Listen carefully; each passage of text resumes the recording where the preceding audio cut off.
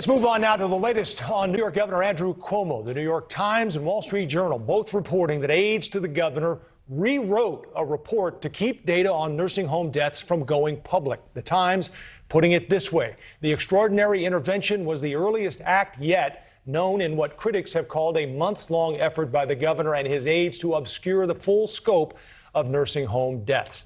Meantime, the second woman to come forward alleging sexual harassment, speaking out now on camera for the first time to CBS. Cuomo said this week his intentions were misunderstood. Charlotte Bennett says they weren't. What were you thinking as he's asking you these questions? I thought he's trying to sleep with me. The governor's trying to sleep with me. And I'm deeply uncomfortable, and I have to get out of this room as soon as possible. So where does that leave us? And more importantly, where does that leave the New York governor? We're going to bring in our guests now, Wendy Patrick and also Rick Unger. And Rick, let's start with you, your reaction to these latest developments. Well, first, let me congratulate you on your first week and say how happy I am to be here on a Good News Friday. There's not that many of them. Look, I mean, it's a very, very shaky time for the governor of New York. Between the sex harassment scandal and what's happening with the nursing homes, this is not a good time for him. Will he survive it? Time will tell, but these investigations are going to be critical. Wendy, I want to ask you about the impact of the interview that we just saw the clip of with Charlotte Bennett and the impact it's had on what's happening right now in New York.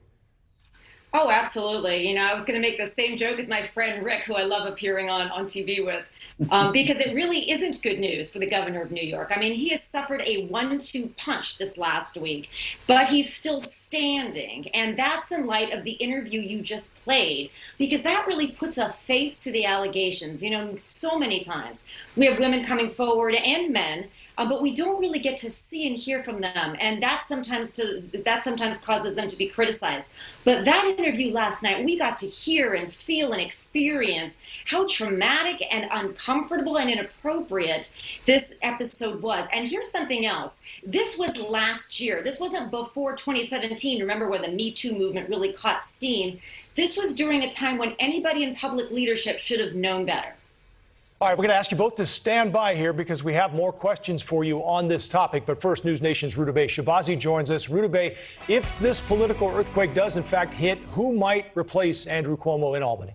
Joe, under New York state law, if Governor Cuomo steps down, current Lieutenant Governor Kathy Hochul would replace him for the remainder of his term, which would make her New York's first female governor. Hochul is the state's highest-ranking female executive. Governor Cuomo selected her to help create a strategic plan to combat the opioid crisis in New York. Hochul has a bachelor's degree from Syracuse University and a law degree from Catholic University. Cuomo's resignation would, of course, impact the 2022 election. Current New York Attorney General Letitia James could throw her hat into the ring. She's now in charge of overseeing the outside law firm's investigation of the sexual harassment claims against Cuomo. She would be the first black woman to serve as governor in New York and in the country broadly.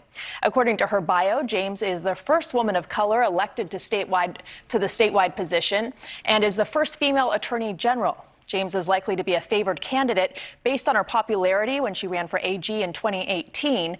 As a council member in Brooklyn, she passed the Safe Housing Act. That legislation forced landlords to improve living conditions for tenants in New York City's worst buildings. And she also made a name for herself uncovering corruption. Outgoing New York City Mayor Bill de Blasio and Westchester County Senator Alessandra Biaggi are also reportedly talking about potential runs in 2022. Thanks, Rudabeh. So lots of options. Let's pose those to our guests now. Bring them back in. Wendy Patrick, will New York, do you think, need to call on a replacement here? You want me to take that one? Sure. Okay. Look, you know, this is one of those questions that is just getting more relevant by the day. And I don't mean that I think there's going to be, you know, a slew of more allegations. There might be. But isn't it interesting that that's what James is looking into? And that is also what any investigation would look into. You know, patterns make the predators, as we say, when we're looking at sexual harassment. Do we want to find out if this was unusual or if it was business as usual. And given that investigation is ongoing, maybe it's too early to predict how many people are going to toss their names into the hat for this election, because we still have to see what comes of it. Is it criminal? Is it political? A little bit of both. But more importantly, will it make a difference to the voters? You also heard from Governor Cuomo himself this week, who basically said he worked for the people of New York. So it's anybody's guess right now. Rick, however this ends, who do you think is the next governor of New York? Yes, the next governor of New York, however this ends, Letitia James. You guys got it exactly right in that report. Look, I mean, Kathy Hochul, obviously, if anything were to happen with Andrew Cuomo, she'll become the governor. But what you're likely to see is a repeat of what we went through before here. When Eliot Spitzer had to step down and Patterson became the governor, he did not have enough support to actually run for re-election. That's how Andrew Cuomo, the attorney general, became governor. And I think you'd see the same thing with Letitia James, not Kathy Hochul. All right, Rick Unger and Wendy Patrick, thank you both for the spirited discussion and insight tonight on the Donlin Report. Great to have you. Thank you, Good to Jeff. be here.